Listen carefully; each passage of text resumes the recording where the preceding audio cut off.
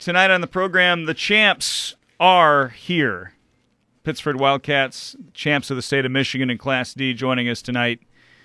And Chris Hodos, Jaycie Berger, Maddie Ayers, thank you all for being here. Thanks for having us. You sound tired, Coach. You been busy? A little bit, yeah. Trying to get that dub, trying to get that win.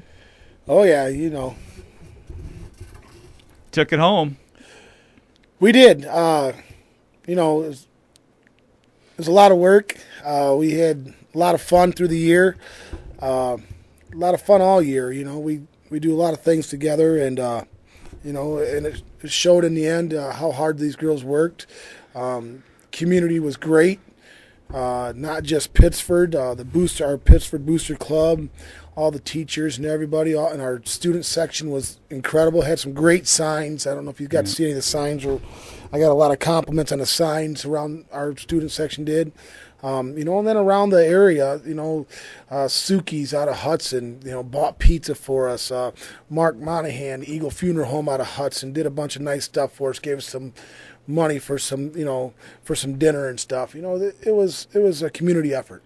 You know, Chris, I have so many things I want to ask you, and I also don't want to keep you here all night because you guys trying to recover from a busy weekend. Jaycie's not feeling well, and I guess that's going around, but I appreciate you guys being here. I want to take it back to the semifinal game. When you go back to the Breslin Center, you guys played there, obviously, a year ago, 2 games. Had the fact that you had been through that process, did that kind of put your kids at ease in terms of going back there, or was it still kind of the same deal going up to East Lansing? You know, it was still exciting, but I personally learned a lot from the year before. You know, simple things like having a board to write on to call plays at the other end. The girls couldn't hear me. You know, we had to do that in a quarterfinal game. It was so loud. You know, the year before we got there real early for the finals. I was, you know, I was excited. We left early. In Fox Sports, Jason Dietzick, he actually called me the night before and said, "Hey, what time are you getting here?" You know, so I get you getting off the bus this year, and you know, so we did some things different this year, and I think we were a little more at ease, and you know, we knew what to expect, where we were going, what we were doing, and I was sitting behind your bench, I don't know, 30, 40 feet behind you guys, and Chris, you looked really calm to me the whole time. Like, you're an intense guy. You seemed really calm on the outside. Were you really that calm in the championship game? More so in a championship game, yeah. I think, than in the semifinal game. So, yeah, and, you know, I was nervous. Obviously, if you're a competitor, you're nervous before a game, and I tell the girls that. And, you know, I was a little nervous. I know Ayers was still nervous at halftime. I looked at her at halftime, and I said, "What's the problem?" She said, "I'm still nervous." So you're a routine guy. We were talking in the lobby. You want everything to be the same every time you play. Were you able, when you go to Breslin and you have all the media and all the attention, are you still able to keep it pretty much the same, or do you have to switch it up a little bit? You have to switch it up a little bit, especially after the games, Right. because they monopolize so much of your time. You have to go, you know, into the press conference right after. You know, you have to talk before you go in the locker room. You know, if you're winning, you talk to the TV, and if you talk to the radio on the way out, vice versa. You know, it's a lot of stuff that that you get used to. You know, by the final game this year, I knew when to take my timeout, so Right. I could call a 30 and I'd get a full timeout if it was before the 4-minute mark. You know, Because of the way the TV timeouts exactly. work. Yeah. So you know, we learned a lot, and you know, it changes my routine a little bit, the way I like to do things, but you know, it was definitely worth it. You went into a game against the Class D Player of the Year, at least allegedly. The number one thing people are asking me this week is, how is she the Class D Player of the Year? And I don't like to go on this radio show and criticize kids. I mean, Avery Gamble's a good player. Yes, she is. Their team made it to the state championship game, and good for them. But a lot of people are asking me, you know, didn't Maddie Clark play circles around Avery Gamble in that game down on the block? Isn't Jaycie better than Avery Gamble? And I'm like, well, I don't know what they base that on or who determines it or what the judgment is.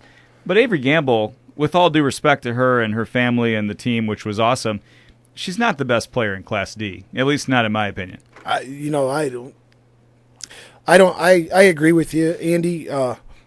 I thought Madison Ayers was better than she was. Right. You know, obviously Madison scored just as many points, had just as many rebounds, and played better defense on her. You know, she was openly frustrated. She started crying in the second quarter. Yep. And she was visibly upset, and that's because Madison wouldn't let her go do it. What she was used to, and and it wasn't. It was Madison, but as soon as she touched the ball, we had 3 girls around her, and she was falling down, and she was crying, and she's not the player of the year. Player of the year does not cry on the court, if you ask me. We agree on that. And again, all due respect to her, she's a kid and she had a great season and everything else. But, it just seemed like your kids were so confident in going into that game in the first quarter that was really competitive. I mean, you didn't get any separation until the second, and then, boy, you start the third quarter, it was lights out. Take me into the first quarter because there was tension. They were playing well. They were playing with you. You just stayed with the program? Yeah, and everybody said, well, I was worried. Tell me that. That's fine. It takes us a while to find our bearing. It really does against every team, because we see so many defenses. One game we get a boxing 1 on Jaycie. One game we get a triangle and 2 on Laura and Jaycie. Next game we get a triangle and 2 on Maddie and Jaycie. There's always different defenses, and that's great that coaches do that because they're trying to win. They're not just throwing a towel in, Of course. We appreciate that. And so it takes us a while to get our bearing. They had a kind of a different 2-3 zone, and they changed it up when Gamble went out. They went to a 3-2. So, once we started finding their cracks and stuff, we executed a little better. I want to ask Jaycie about their defense because it did seem like they had some length and some athleticism in your face. You didn't shoot the ball great in the first half. Were they bothering you at all defensively with what they were doing, or was it just a cold first half for you? I don't know. I didn't take very many shots in the first half, to be honest. I know I took 2 3-point shots, and then the layup, which was like either way. It could have been a foul or a block. And I didn't think I was shooting bad. I only took 2 shots, so sometimes you don't make every shot that you take. But they definitely had a good plan. Their matchup on the top was definitely supposed to not let me or any of the other guards take free shots that we wanted to take. So I could tell. I was imagining a lot of people watching that game thinking, well, Jaycie hasn't scored at halftime, and yet Pittsford's still up. But the bottom line is you weren't forcing anything. I mean, you weren't trying to take shots that weren't there, and you were getting other people involved, and that's just as important, isn't it? Yeah, I didn't really care if I had scored at halftime. I didn't care if I scored the whole game. I just wanted to win. Absolutely. So. Now, when you hit that first, but be honest with everybody listening, when you hit that triple in the third, that had to feel pretty good, right? Yeah, it definitely did. 25 Steph Curry land, right? It was. It's got to feel pretty good to do that in the state championship game. Yeah, it did. And then after that, of course, you hit everything else and had a regular Jaycie Berger kind of game. I wanted to ask you, Maddie Ayers, about the locker room. I want to go inside, stuff that you guys haven't really talked about yet because I'm so interested in how this went. You show up there in your regular Pittsford school bus. Now, some people might have wondered, did Chris charter a big luxury Greyhound for the? Nope, you were on a Pittsford high school bus. Who was the bus driver, Chris? Our bus driver is Pete Hartman. Big responsibility for Pete, right? I had the same bus drivers through the bus drivers have a union, and the bus drivers were nice enough to let Pete drive it because I kind of asked that, and they were really nice, about it. Last year, Emily Polling's dad drove us the whole time. So like I said, I keep things the same. Yeah, Jaycie pointed it out that you're a little neurotic in the lobby before the broadcast, but you do want to have everything in the routine. You show up in your school bus, Maddie. They take you into the locker room at the Breslin Center. What's it like? I just picture an incredible, fancy locker room. Is it really that fancy? I mean, it's fancy. I mean, I was really excited because I wasn't with them last year. Right. But so everything was overwhelming to me, and that's why I was so nervous at halftime because, you never know what can happen. And playing on the big Breslin floor and everything like that, it was exciting. So you go in there, do you have, flat screen TVs in each locker and, a lounge, or is it just a regular locker room? Just a regular locker room. Pre-game meal, do you guys have a routine for your meals before the game, and did that change before the state championship game? No. Before every game, we'd go over to Coach's mom's house, and we'd have dinner with the team before every game, before we got on the bus and everything. And then on Saturday morning. Nope, we couldn't do that on Saturday morning since we stayed in a hotel, so we just woke up early and got ready for the game. What do you eat Saturday morning before the game? I had biscuits and gravy. That sounds pretty good, actually. Got to have some fuel. What about you, Jaycie? I had eggs and a muffin and an orange. Is it something where you don't want to eat a lot before you go and play? Is that something you think about? Well, I was really nervous, so I didn't really want to eat that much because I felt like my stomach was going to get upset from being so nervous, but I had to eat enough so I'd have some energy. I wanted to ask you about that, Jaycie, because obviously you seem like you are a fierce competitor. You don't seem nervous when you play at all when we're watching you. But, you know, having gone through it last year and getting so close and going back again, I wondered if you were nervous. And you're telling us now that you actually were kind of nervous, huh?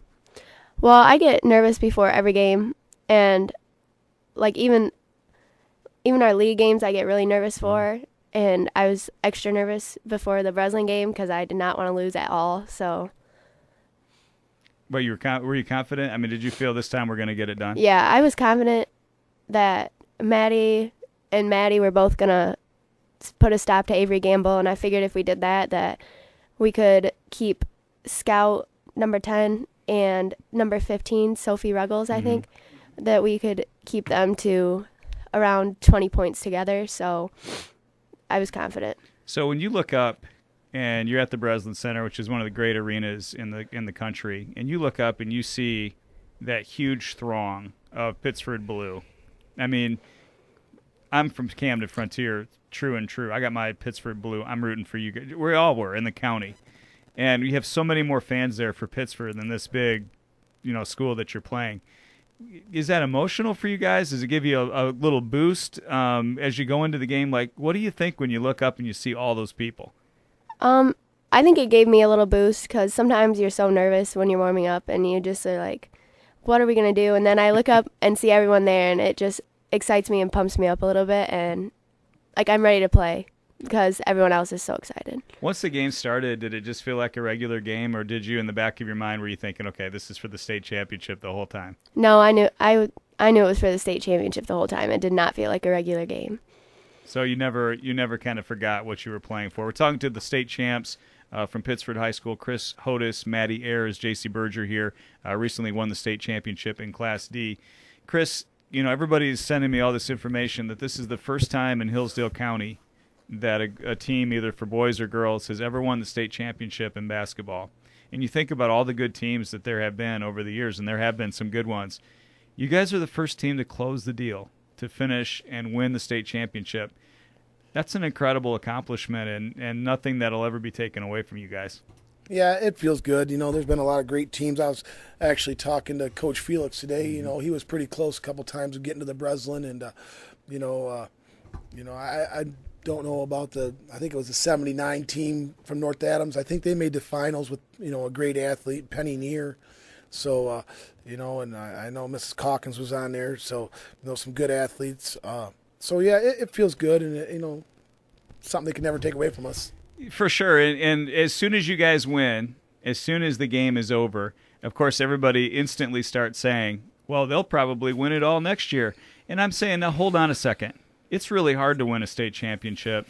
And can we take a minute and celebrate and enjoy this one? Is that what you think too, or do you exactly. kind of welcome that?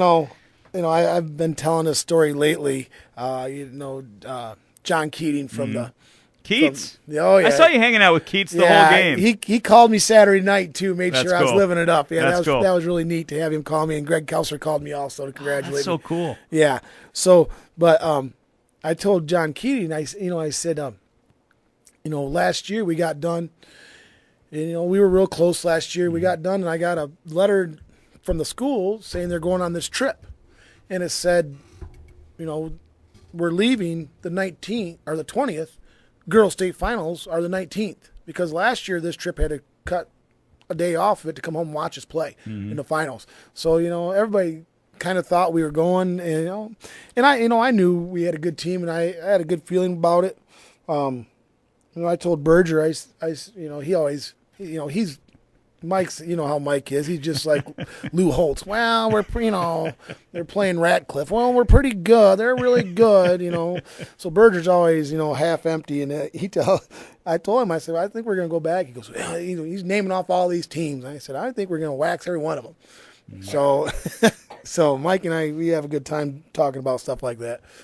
Yeah, and the expectations for next year will be really high, but the result this year is spectacular. Yeah, I mean, it's time to celebrate it. It is, and we've had a great time with it. We went back, and Suki down from Hudson bought 50 pizzas in the school. We got back. I think the fire trucks met us up at Jefferson Road up on 127, took us all the way into Pittsford. That was really neat. Had a nice, parade. When we got off the bus, the school was just lined with people. The gym was full, and it was fun. It was really neat. I was talking to one of my students today who goes to Pittsford, Taylor Willis, who you mentioned, and I said, did they have a big pep assembly or something Monday? And she said, you know what? She said it was weird. Monday was kind of a regular day, actually. and so, Maddie, they had a reception for you guys Saturday after the game. Is that how it went? Yep, we did. Yeah, we got back to the school, and the band was playing, and it was lined up, and just the hallways were crowded with people into the gym, and the gym was packed full like a regular season game almost, and just a lot of support from the community. Did Coach Hodos get to speak at that rally? Yes, he did. And yes, he can did. You tell us what he said? What was he talking about to the fans? Talking about the support from the community and how proud of us he is of us, and how we worked hard and how it wasn't easy, and it's not he just handed to us, and he got a little emotional, which made us emotional, and it was just overwhelming. Jaycie, you and Maddie Clark are such close friends as you are with the rest of your teammates, but you two are the ones who get a lot of the attention, fairly or unfairly. It's just the way it goes. And she was playing. I wish she was here tonight because I'd love to talk to her, but she was playing like she was a possessed animal. Every offensive rebound, she had it. Every loose ball, she got it. Throwing her body around, she hit the. I mean, I would have been in the hospital as hard as she hit the court on the play on the baseline. She shook it off and got back out there. It was so funny. She tried to come off the floor because they made her come off. She went to sit down. Hodos grabbed her and said, "No, go to the scorer's table. You're going right back in." And, of course, she went right back in. I mean, you two together have played a million games together. You were through the heartbreaks of that journey last year when you came up just so short in overtime. Just between you two, it's got to be an incredible moment when it's finally over and you're the state champions. What did it feel like? It felt amazing. I was watching, their zone was wide open in the middle, so I knew that I could get it into the post easily. And watching Maddie score all those points, I knew, we had a good chance to win because they weren't stopping her and didn't seem like they ever planned on it. So after the game was over, we went through the line and shook everyone's hand. And my first thought was, where's Maddie? I've got to hug Maddie. So I jumped on Maddie and we hugged each other. And it just felt really awesome to finally accomplish it and finally get a championship with Maddie. It was pretty cool. I wondered when I was thinking about talking to you tonight, when did you, when you were a kid, even start to think about this? I mean, was it when you were in middle school? Was it even before that? When did the idea of winning a state title sort of occur to Jaycie Berger? Last year, when we made it to the Breslin, I just didn't know that. I don't know. I thought that there were some big schools out there like Frankfurt and Satan is, and I just thought, I always thought they're probably just amazing. Right. And last year when we made it, I thought, okay, we can actually do this. But I never thought of it before then. Do you guys get sick of playing basketball? Because I know you play a lot in the off season. What are you, 27-0 this year? A lot of pressure in the playoffs. Do you guys just feel like, okay, I need a break from basketball, or will you go out? Was in the gym yesterday. What's that? Jaycie was in the gym yesterday when I got out of baseball practice. I don't ever get sick of playing basketball. Obviously, I love it a lot, and I plan on going to Hillsdale, so I have to keep practicing no matter what. I try not to take very much time off. I always take, when volleyball starts in August, I take some time off so I can focus on volleyball a little bit, but mid-season for volleyball, I get back in the gym, so I'm ready for the season. So your coach said that yesterday, that's Monday, when he got done with baseball practice, you were back in the gym doing drills and shooting. Well, I had AAU practice on Sunday night, and then Monday. So you had practice Sunday night.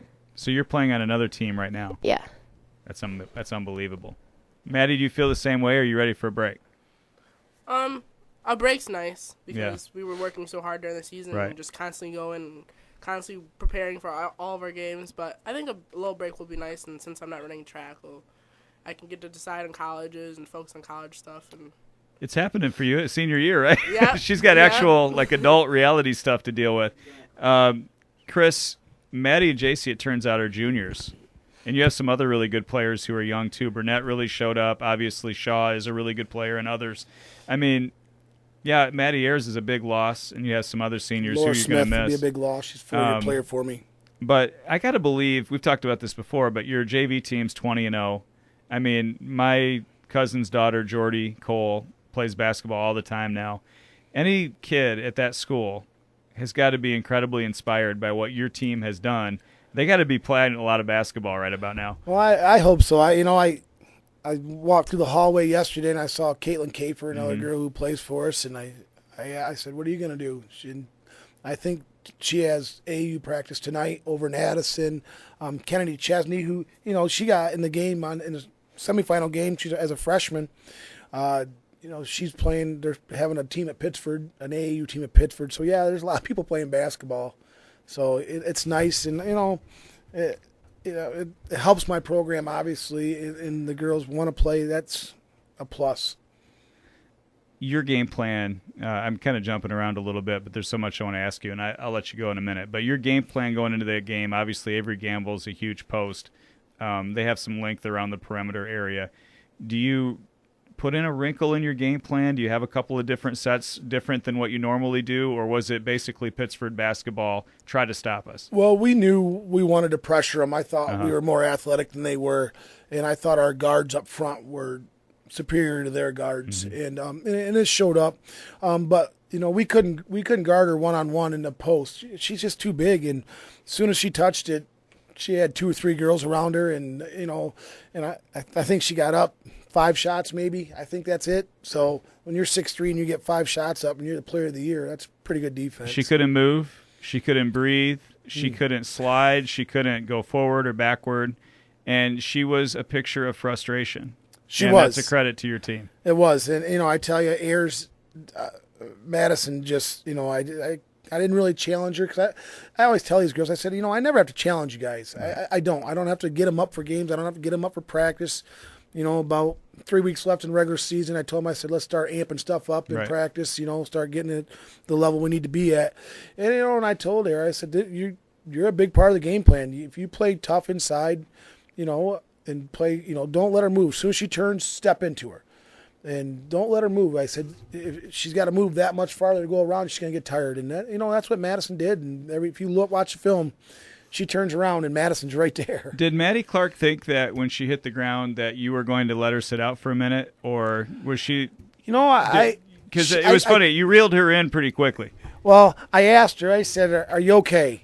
And she said, "Yeah, I'm fine." I said, "Well, then go back to the scores table." She goes, "Right now?" I don't think she. I didn't think she thought. I think she thought that she couldn't go back in right now. I'm like, all you have to do is let the clock run 1 second, and you're back in. Right. So, and she was fine. I would never put a player in harm's way. No, of course. And so she was fine, and she was ready to go. Obviously, so she's such a weirdo, that kid, because, and I mean that with great respect. She is so soft-spoken and polite and pleasant to talk with, and she seems like she's very low-key or whatever. I mean, she was an animal out there, Chris. She was. She was absolutely possessed. It was nice to see. And being a little so more that aggressive. duality of personality with her, I don't get it. How do you get that out of her? I always say that she's like the harmony girl on our team. She doesn't want anybody to be mad at anybody. Right. She wants everybody to get along. And she's the nicest kid I've ever coached, and I've coached a lot of nice ones. And sorry, Cage. Cage is a good kid too. I'm coaching him right now in baseball. So, but Maddie she was a different kind of animal out there than basically we've seen all year. She did a little more this year than normal. She was a little more coast to coast, grabbing the rebound. And, usually she was just throwing to Jaycie. There's a lot of times she'd grab the ball and went, which is great because then Jaycie got hers. From the outside and stuff, and it really was kind of a different animal for her. Maddie Ayers, Jaycie Berger, Chris Hodos, all state champions. Chris Hodos got to work Monday. He's got baseball practice. It doesn't stop. It's just on to the next one, right? It does, and that's fine. I wouldn't do it if I didn't love it. So the bar for your baseball team, those guys would be kind of like, well, my Lord. We won a district last year. We won the league, won a district last year, so it was a good year for me. Mike and I, we got to a district championship in football this year. Absolutely. And, lost a close game, 14-8. And so, then we go to the state finals with the girls and win it. And then, so hopefully the baseball team follows right along. This county was completely captivated by your team. Everybody got behind it. And with these kinds of kids, I mean, we talk about Maddie and Jaycie and your players, what great students they are. They're obviously great kids. And they're playing the best, most entertaining basketball that I've seen, and it dispelled once and for all this idea that, well, guys are really great at basketball and the girls just, whatever. It's kind of a secondary thing. We don't see ball played at this level on the boys' side at all, and it's more entertaining to watch this Pittsford team than anybody I've ever seen. And it's really incredible what they've accomplished. And I give you a lot of credit, Chris, for the way that you build this thing up, for the way that they played and that intensity that they played with, because I know how intense you are. And I think they made a big difference for the girls in our community to just say, you know what, girls sports is a huge deal too. It is. And like I told you before, I had to change the way I coach, the girls. Mm-hmm. In the semifinal game, I had to apologize to them. I was a little more intense than I like to be, and I yelled at a couple of them, and I shouldn't have, so I apologized to them, And, that's why I looked a little calmer in the state final game. So, the way these girls play, like I said, I don't have to tell them to do anything. They're out there already playing AAUs, It makes my job pretty easy. They're an easy bunch of girls to coach, and the younger girls see it, and they want to play too. So, and they know if they want to play, they better be pretty good. So, well, we're going to let you guys go. We appreciate the time. I know how busy you guys are, what with your baseball practice tonight and everything else, but congratulations. Let me be the 300,000th person to tell you congratulations, and thanks for the fun and the memories that you brought everybody in Hillsdale County. Thanks, Andy. Thanks for having us. Chris Hodos, Jaycie Berger, and Maddie Ayers, state champions here on the Timeout Show.